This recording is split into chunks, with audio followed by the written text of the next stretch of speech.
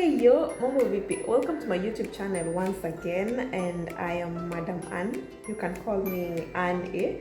And today on Siana's Diaries, I'm so excited to share with you 5 lessons I have learned throughout my dreadlock journey. Now, I have had locks for the past 1 year and now almost 8 months, almost 2 years now. Yeah, I did it. So I have had locks for 1 year and 8 months, and of course it has been a learning process for me. It has not been easy. There are times that I felt like I just want to give up on this. I can't do this anymore, but I decided to keep trying and not giving up. And today I am having these results, guys. So what have been my lessons all throughout this journey? How has the journey been?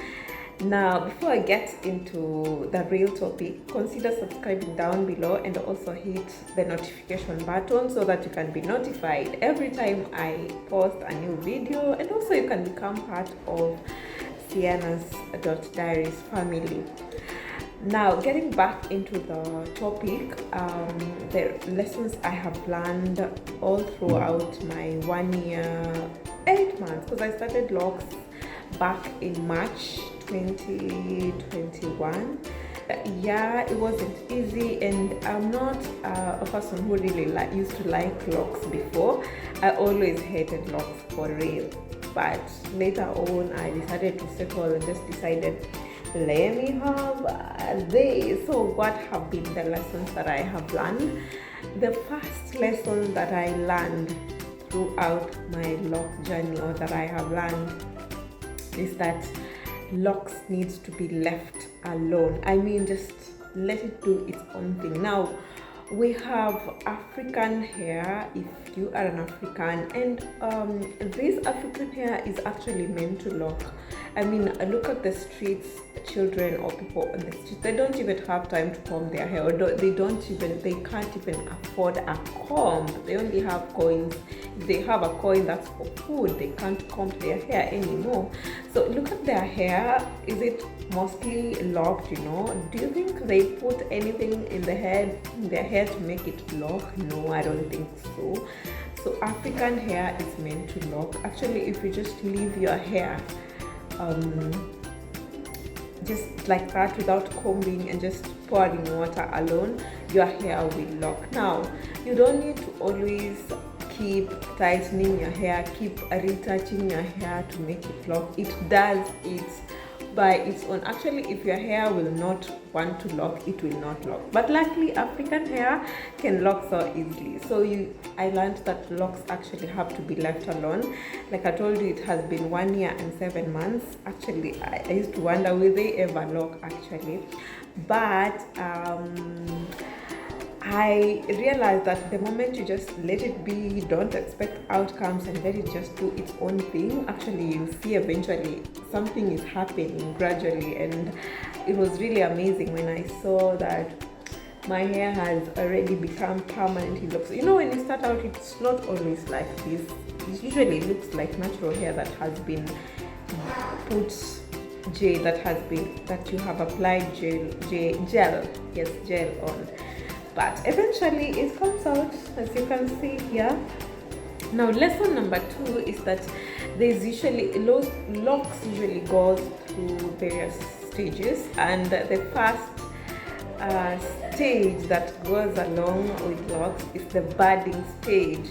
Now, the budding stage is where now they start to become coiled like this. I mean, they entangle together, mix together, and then they become harder on touch. Now, this doesn't happen immediately you do your locks. I used to think that when you just apply wax, it makes it look like this. Actually, I remember when I did my locks, the first week I was bored with the wax, the build-ups in my head because of the wax. So I went to wash thinking that it would remain this way. But actually the hair disentangled and it became the normal natural hair after you have combed. So I was really disappointed, but yeah, there's the budding stage. Now it depends again with the hair. For me, it happened at around the 2nd or 3rd month, if I remember well, around June there, because I had done them in March. And so by June, the budding stage had already occurred, so the top hair had already now started coiling and becoming harder. And if you see that with your locks, that's a thumbs up. That's congratulations to you, because now your locks are starting to do their thing. Your locks are now starting to permanently lock, and that's a sign that you're gonna have locks eventually. So we usually have the budding stage as the first stage. Now, lesson number 3 is that moisturizing is the key to healthy locks. Yeah, actually I moisturize my locks every day. Yeah, this is a must. I mean, you don't want to walk outside with dry hair, and again, dry hair leads to hair breakage. You don't want to walk around with the hair that is breaking and remaining on your clothes, right? So you have to moisturize your hair on a daily basis, and this is a must do, guys. Do it either in the morning or in the evening. Since I don't like wet hair, I don't moisturize at night. I can't sleep with wet hair. I mean, come on. I used to sleep with it sometimes back when I used to do natural styles, but right now I just don't feel like it. So I like moisturizing early in the morning when I'm doing my facial routine. I also make sure that I moisturize my hair and again apply oil. Now, applying oils to hair is not moisturizing. Moisturizing is by using water. I'll share with you a video on how I moisturize my hair. And now again, dreadlocks depends on water. They use water. They need to be moisturized continuously actually for them to look healthy and fresh. Now you have to really moisturize.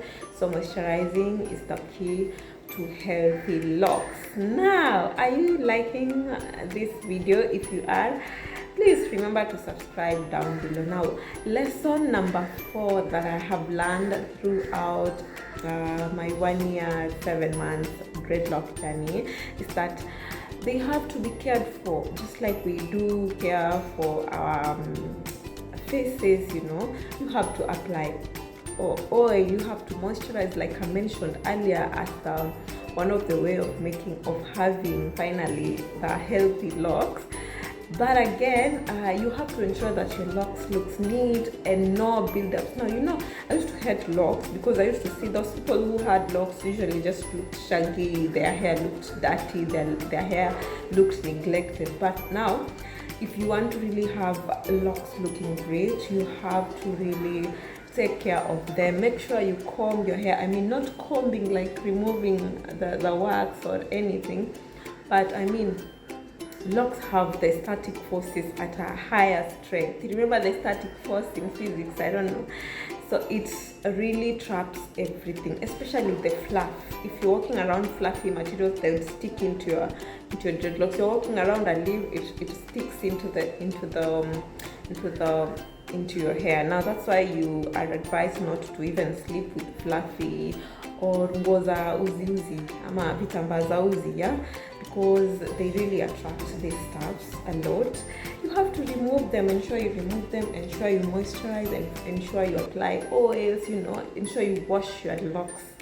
I mean, you have a wash routine, you know. Then lesson number 5 that I learned throughout is that the whole process requires patience. Guys, do you understand what I mean by patience? Do you know that locks takes a whole year to become permanently locked? And I talked about the budding stage, where now the top hair is starting to harden and, you know, getting together and hardening up, becoming now locked. Now you have to wait for a whole year before your lock becomes permanently. I remember during the budding stage, you could easily comb the hair and it become natural. So I really had to remain with Bantu knots all along so that at least I can keep it locked all throughout. So you really have to have patience like my locks took 8 months, I think, because it's causing my hair is causing yeah. So a whole 7 months waiting for your locks to lock. Now some have smooth hair, or what do you call it? Yeah, nyepesi vipi ama vipi? Yeah, so it depends with your hair again, but maximum it usually takes 1 year for them to become permanently locked. Like one results come easy. Like I told you before, after the budding stage, the top hair would have locked, and then as you continue retouching, now the locks continuously locks. Now for the entire hair to lock, you have to take at least the first hair that you had started locking. It takes a whole year, so you really have to have patience, otherwise you'll give up, and they really look bad when they are not completely locked. And especially remember, if you don't continuously make them retouch and do retouch and maintain that state of being locked, they will disentangle and then go back to their normal natural hair state. So you really require patience. I remember even during those times, there are times when I wanted to give up because I really want to go to work, but the hair just looks bad, and I didn't like the way they looked when they were short, and then I had to have styles. So you'd find me just having my hair either with bantu knots, or you'd see me with only either bantu knots, or I would just leave it and put in twists. I mean, all those pieces of locks, and then I twist them for them to keep in their status, or to stay in the locked state. So it really, like, you really need to have patience. I told you there are times you just give up and think that, actually I used to think that locks belongs to some group of people, but eventually look at me, I'm having my locks, guys. I'm so impressed. Recently I went for dyeing. I'm really so impressed and proud. At least locks have taught me that I can be that patient. Actually, I took it as a challenge for me that within this 1 year, I want to try out. Of course, I never thought I'd have locks permanently. Like, I never really liked them.